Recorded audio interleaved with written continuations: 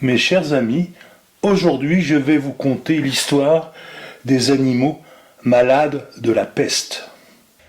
Un mal qui répand la terreur, mal que le ciel en sa fureur inventa pour punir les crimes de la terre. La peste. Puisqu'il faut l'appeler par son nom. Capable d'enrichir en un jour l'Achéron, faisait aux animaux la guerre. Ils ne mouraient pas tous, mais tous étaient frappés. On n'envoyait point d'occupés à chercher le soutien d'une mourante vie. Nul mets n'excitait leur envie. Ni loup, ni renard, n'épiaient la douce et l'innocente proie. Les tourterelles se fuyaient, plus d'amour, partant plus de joie. Le lion tint conseil et dit « Mes chers amis, je crois que le ciel a permis pour nos péchés cette infortune, que le plus coupable de nous se sacrifie au trait du céleste courroux. Peut-être il obtiendra la guérison commune. L'histoire nous apprend qu'en de tels accidents, on fait de pareils dévouements.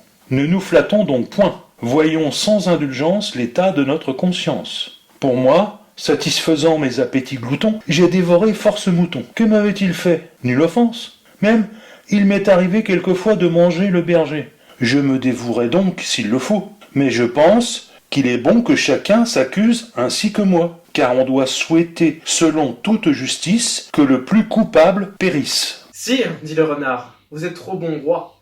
Vos scrupules font voir trop de délicatesse. Eh bien, mangez, mouton, canaille, sotte espèce. Est-ce un péché? Non, non.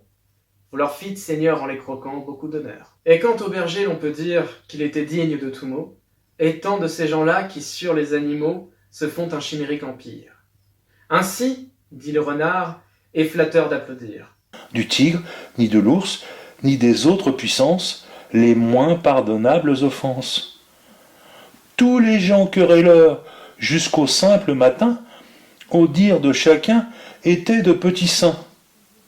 L'âne vint à son tour et dit « J'ai souvenance qu'en un pré de moines passant, la faim, l'occasion, l'herbe tendre, et je pense quelque diable aussi me poussant, je tondis de ce pré la largeur de ma langue. Je n'en avais nul droit, puisqu'il faut parler net. » À ces mots, on cria « Haro sur le baudet !» Un loup quelque peu clair prouva sa harangue qu'il fallait dévouer ce maudit animal, ce pelé, ce galeux, d'où venait tout leur mal. Sa peccadille fut jugée un cas pendable. Manger l'herbe d'autrui, quel crime abominable! Rien que la mort n'était capable d'expier son forfait, on le fit bien voir.